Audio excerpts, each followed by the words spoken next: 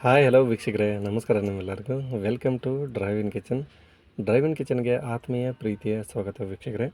ಮೊದಲೇದಾಗಿ ಯಾರೆಲ್ಲ ಈ ವಿಡಿಯೋನ ನೋಡ್ತಾಯಿದ್ರು ತಮ್ಮೆಲ್ಲರಿಗೂ ಧನ್ಯವಾದ ವೀಕ್ಷಕರೇ. ಬನ್ನಿ ಹಾಕಿದರೆ ಇವತ್ತಿನ ಸ್ಪೆಷಲ್ ರೆಸಿಪಿ ಡ್ರೈವ್ ಇನ್ ಕಿಚನಲ್ಲಿ ಏನು ಅಂತ ನೋಡ್ಕೊಂಡು ಬರೋಣ ವೀಕ್ಷಕರೇ. ಗೊತ್ತಿರಲಿ, ಉತ್ತರ ಕರ್ನಾಟಕದ ಸ್ಪೆಷಲ್ ಖಾನಾವಳಿಯಲ್ಲಿ ಪ್ರತಿಯೊಂದು ಪಲ್ಯ ಮಾಡಿದ್ರು ಅದರಲ್ಲಿ ಒಂದು ಕಾಳು ಪಲ್ಯ ಇದ್ದೇ ಇರುತ್ತೆ ವೀಕ್ಷಕರೇ. ಇವತ್ತು ಖಾನಾವಳಿ ಸ್ಟೈಲಲ್ಲೇ ಈ ಕಾಳುಗಳನ್ನು ಮಿಕ್ಸ್ ಮಾಡಿ ಹೇಗೆ ಪಲ್ಯನ ಮಾಡೋದು ಅಂತ ನೋಡ್ಕೊಂಡು ಬರೋಣ.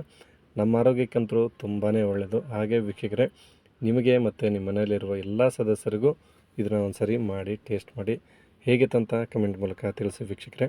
ಬನ್ನಿ ಹಾಗಿದ್ದರೆ ನಮ್ಮ ಮನೆಯಲ್ಲಿರುವ ಪದಾರ್ಥಗಳೊಂದಿಗೆ ಈಸಿಯಾಗಿ ಈ ಪಲ್ಯನ ಹೇಗೆ ಮಾಡೋದಂತ ಈ ವಿಡಿಯೋದಲ್ಲಿ ನೋಡ್ಕೊಂಬರೋಣ. ಇದೇ ಮೊದಲೇ ಸರಿ ನೀವೇನಾದರೂ ಡ್ರೈವಿಂಗ್ ಕಿಚನನ್ನು ಭೇಟಿ ನೀಡಿದರೆ ದಯವಿಟ್ಟು ಸಬ್ಸ್ಕ್ರೈಬ್ ಆಗಿಲ್ಲ ಅಂದರೆ ಸಬ್ಸ್ಕ್ರೈಬ್ ಮಾಡ್ಕೊಳ್ಳಿ.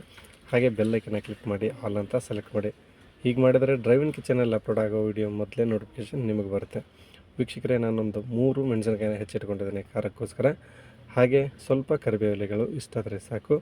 2 ಈರುಳ್ಳಿನ ಚೆನ್ನಾಗಿ ಈ ಥರ ಚಿಕ್ಕ ಚಿಕ್ಕದಾಗಿ ಕಟ್ ಮಾಡಿ ಇಟ್ಕೊಂಡಿದ್ದೇನೆ. ಹುಳಿಗೋಸ್ಕರ 1 ಟೊಮೆಟೊ ತೊಗೊಂಡಿದ್ದೇನೆ ವೀಕ್ಷಕರೇ, ಅದು ಕೂಡ ಇಷ್ಟಾದರೆ ಸಾಕು. ಇದು ಗುರಳ್ ಪುಡಿ ಅಂತ ಹೇಳಿ ವೀಕ್ಷಕರೇ, ಇದನ್ನು ಹಾಕಿದರೆ ತುಂಬ ಟೇಸ್ಟಿಯಾಗಿರುತ್ತೆ. ಒಂದು 2 ಚಮಚ ಆಗೋಷ್ಟು ತೊಗೊಂಡಿದ್ದೇನೆ.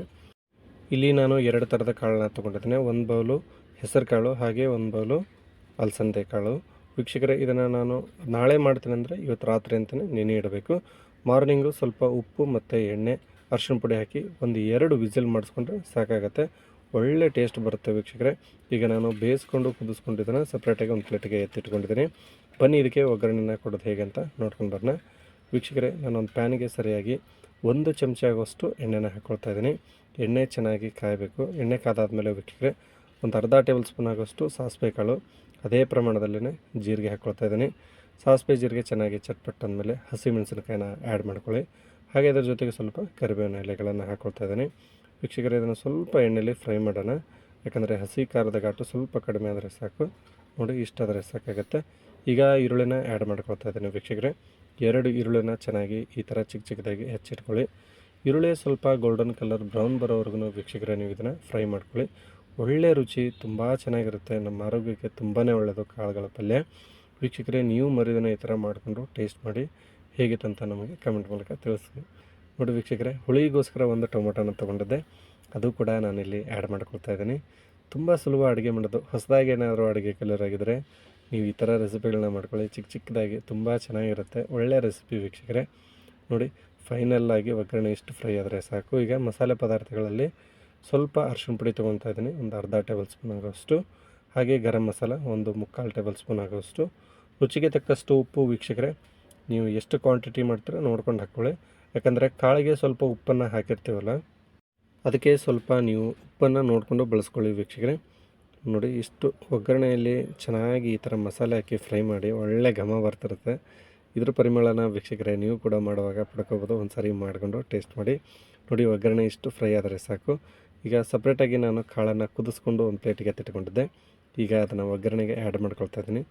ಕಾಳುಗಳ ಪಲ್ಯ ತುಂಬಾ ಒಳ್ಳೆಯದು ನಮ್ಮ ಆರೋಗ್ಯಕ್ಕೆ. ಹಾಗೆ ಚಿಕ್ಕ ಮಕ್ಕಳು, ಓದೋ ಮಕ್ಕಳು ಮತ್ತು ಬೆಳೆಯೋ ಮಕ್ಕಳಿದ್ದರೆ ವೀಕ್ಷಕರೇ ಮರಿದೇನೆ ವಾರದಲ್ಲಿ 2 ಸಾರಿ ಆದರೂ ನೀವು ಕೂಡ ಮಾಡಿ ತಿನ್ನಿಸಿ. ಹಾಗೆ ನಿಮ್ಮ ಮನೆಯಲ್ಲಿರುವ ಎಲ್ಲ ಸದಸ್ಯರಿಗೂ ಮಾಡಿ ಇದನ್ನು ತಿನ್ನಿಸಿ ವೀಕ್ಷಕರೇ. ತುಂಬ ಚೆನ್ನಾಗಿರುತ್ತೆ, ಆರೋಗ್ಯಕ್ಕೆ ತುಂಬಾ ಒಳ್ಳೆಯದು. ಜಾಸ್ತಿ ಮಸಾಲೆ ಏನು ಹಾಕೋದು ಬೇಡ, ಈ ಥರ ಹಾಕ್ಕೊಂಡ್ರೆ ಸಾಕಾಗುತ್ತೆ. ನೋಡಿ ವೀಕ್ಷಕರೇ, ಫೈನಲ್ಲಾಗಿ ಈ ಥರ ಮಿಕ್ಸ್ ಮಾಡ್ಕೊಳ್ಳಿ. ಇಷ್ಟಾದರೆ ಸಾಕಾಗುತ್ತೆ ವೀಕ್ಷಕರೇ. ಈಗ ಸ್ವಲ್ಪ ನಾವು ಗುರಳ್ ಚಟ್ನಿ ಪುಡಿನ ತೊಗೊಂಡಿದ್ವಿ, ಆ ಗುರಳ್ ಪುಡಿನ ಆ್ಯಡ್ ಮಾಡ್ಕೊಳ್ತಾ ಇದ್ದೀನಿ ವೀಕ್ಷಕರೇ. ನೀವು ಕೂಡ ಮಾಡ್ಕೊಳ್ಳಿ. ಈ ಥರ ಇದ್ದರೆ ಗುರಳ್ ಪುಡಿ ಹಾಕ್ಕೊಳ್ಳಿ, ಇಲ್ಲ ಅಂತಂದರೆ ನೀವು ಹಾಗೆ ಕೂಡ ಮಾಡ್ಕೋಬೋದು. ನಾನು ಸ್ವಲ್ಪ ಗಟ್ಟಿನೇ ಮಾಡ್ಕೊಳ್ತಾ ಇದ್ದೀನಿ ವೀಕ್ಷಕರೇ. ನೀವು ಬೇಕಾದರೆ ಸ್ವಲ್ಪ ನೀರನ್ನು ಹಾಕ್ಕೊಂಡು ರಸ ಥರ ಮಾಡ್ಕೊಳ್ಳಿ, ಚೆನ್ನಾಗಿರುತ್ತೆ. ನೋಡಿ, ಇಷ್ಟಾದರೆ ಫೈನಲ್ಲಾಗಿ ಖಾನಾವಳಿ ಸ್ಟೈಲು ಕಾಳುಗಳ ಪಲ್ಯ ರೆಡಿ ಆಯಿತು ವೀಕ್ಷಕರೇ. ಬನ್ನಿ ಹಾಗಿದ್ದರೆ ನಾವು ಇದನ್ನು ಒಂದು ಪ್ಲೇಟ್ಗೆ ಸರ್ವ್ ಮಾಡಿಕೊಂಡು ಟೇಸ್ಟ್ ಮಾಡೋಣ, ಹೇಗಿತ್ತಂತ ನೋಡೋಣ. ನೋಡಿ ವೀಕ್ಷಕರೇ, ಈಗ ನಾನು ಸಪ್ರೇಟಾಗಿ ಒಂದು ಪ್ಲೇಟ್ಗೆ ಸರ್ವ್ ಮಾಡ್ಕೊಳ್ತಾ ಇದ್ದೀನಿ. ಖಂಡಿತವಾಗ್ಲೂ ನೋಡೋದಕ್ಕೆ ತುಂಬಾ ಚೆನ್ನಾಗಿ ಕಾಣಿಸ್ತಾ ಇದೆ. ನೀವು ಕೂಡ ಇದರ ಟೇಸ್ಟನ್ನು ಅನುಭವಿಸ್ಬೇಕಂದ್ರೆ ಒಂದು ಸಾರಿ ಮಾಡಿಕೊಂಡು ಟೇಸ್ಟ್ ಮಾಡಿ ಹೇಗಿತ್ತಂತ ಕಮೆಂಟ್ ಮೂಲಕ ತಿಳಿಸಿ.